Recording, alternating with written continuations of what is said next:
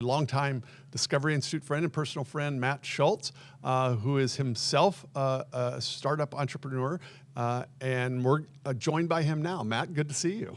Great to see you. Okay, so we're just talking. So you and I started at Discovery Institute about the same time. I started in '98. I think you were an intern, right? Yeah, I was an intern. I was still in college. You were a young guy. Yeah, a really young guy. And so, so we were very, very young then, and you were especially young. And so you've gone on to start a couple of amazing companies, Immusoft, and then Oishin Biotechnology, right? To have the Oishin? Oishin. See, and so what's with this difficult name? Well, it wasn't actually my idea. Okay. I won't take credit or blame, I suppose, but it was actually from Gary Hudson, who was the first CEO of it. And we actually met at an event, and I was talking about Immusoft. And one of my long-term goals for Immusoft, with this kind of engineered B-cell therapy that was making app stores for the human body, was to recreate the biochemical environment of youth as you aged. And so I was giving a talk on this, and right after I spoke, a prominent scientist in the field, Judy Campisi, was presenting some data on these transgenic mice that let people clear senescent cells from them. Okay. And as this data came out of the Mayo Clinic in the Buck, and it was really influential in this nascent field. And I was listening to it, and I looked at the guy across the table, and I was like, that's amazing, but I would do it totally differently. And at the bar afterwards, he's like, well, how would you do it? And it kind of spit out this idea for what would become Ocean. And he said, we've got to do it. We got to build a company around this. And I had just completed the Series A for Immusoft, and so my investors will string me up if I start another company. And he's like, you write it up, I'll fund it, I'll run it till you can take over, I'll raise more money. It has to happen. And he had been saving this name for decades. And so he was a space guy. He's older than I am. And back when he was interested in longevity and aging, everyone said that is just a career killer. You don't even think about it. And so he went to space, but he was like I think he funded the first SENS conference. He always had a real passion for it. He's part of Methuselah Foundation back in the day. And so he was, and he's like, I want to call it Oishin. And I was basically, well, if the domain name's available, knock yourself out. I was like, and of course it is. Yeah, people will learn it. I was like, it's cool enough that we don't need it to be super catchy. Yeah. And so that was the That's how you got it. Yeah. Okay, and so you've been at this for a while. Yeah. And so what I want to do is actually just kind of make some distinctions. People often sort of run things together, and so of course we had the inimitable Ray Kurzweil that spoke here, and so he connects a lot of dots. Let's put it that way. And it ends with us all kind of uploading ourselves into rejecting this mortal coil for this a more durable hardware, I guess would be the way to put it. And so longevity research, anti-aging, all these things that kind of get bundled together. So help us sort of sort these things. Well, yeah. So I mean, you can think of it on one kind of extreme end of it, right? Just attempting to mitigate the decline, accumulation of damage, and loss of function we get as we age, and things that very much line up with things you can build drugs for. So even we're doing now, like we're making old people stronger because physical strength counts for a lot. As you kind of move down the spectrum, you have this idea of longevity escape velocity, which is effectively we'll be able to have enough medical breakthroughs that you end up gaining at least a year of life for every year you lose. So that it just basically cancels itself out. Yeah, and eventually we're making so much progress that we're winning the war against decay. And then I guess you have kind of biological immortality, which is the idea that if you could cause your body to regenerate well enough, you would effectively be immortal. Not invincible. You could still die. Of course, exactly. But, that you would have negligible decay, and it'd be basically you'd be 30 forever. You're Elrond. Like death becomes elective. This kind of thing, and so, but it's still very much fixing the meat bag. You're still mortal. Yeah, you're just not whatever is happening with aging.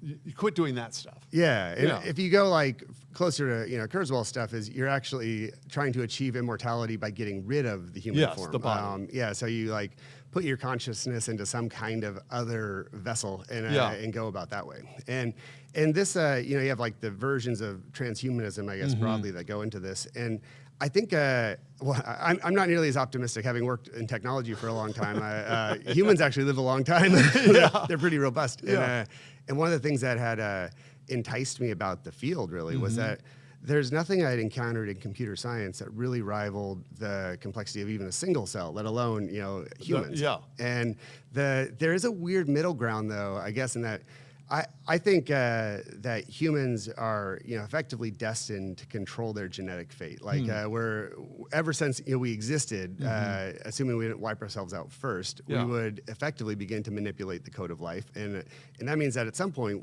humans aren't going to be what humans are now, and because at least genetically. We're gonna. And of course, I want to make a point here though, because some people hear that and they say, you're saying we're going to transform human nature, but you don't think that everything's in the DNA. You're talking about at this point sort of the genetic substrate that codes proteins and things like that. That's a different question from the entire human. Yeah, well, the thing that's most interesting to me really is not so much the protein coding areas, but the control logic in life. Because I mean, you have effectively the same genome at 70 that you did at 7. And I mean, there's of course, somatic mosaicisms and stuff you get damaged, but you still have like the same basic protein coding DNA.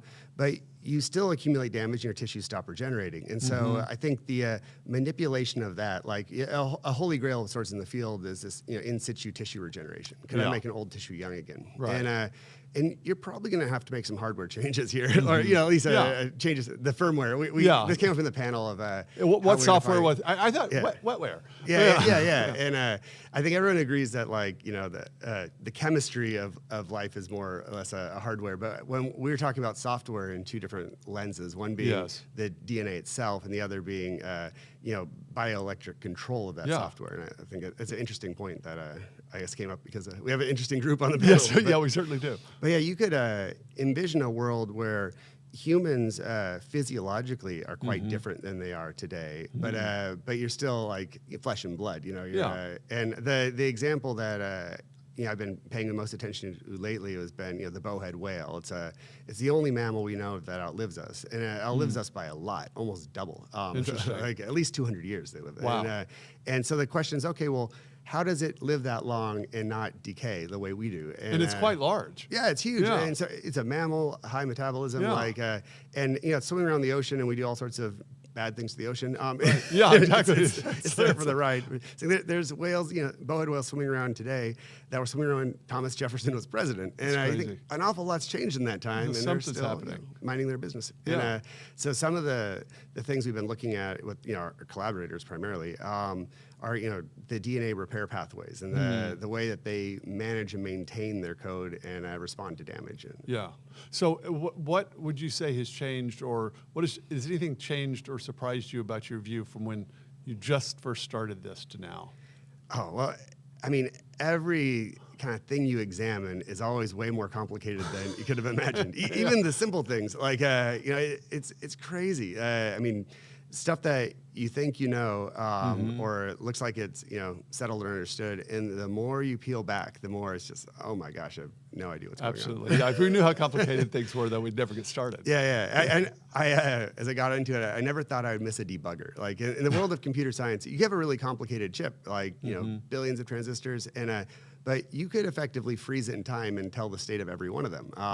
And it doesn't work that way in life. I mean, it's moving. Yeah, and it's parallel processing on an unimaginable scale in general. But yeah, we actually don't know what's going on. Like in computer science, pretty much all the bugs were either put there by you or your friends. These are man-made creations.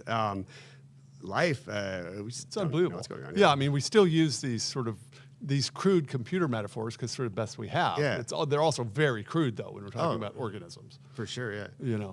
Matt Scholz, good to see you. Thanks for joining me. Good to see you, too. All right.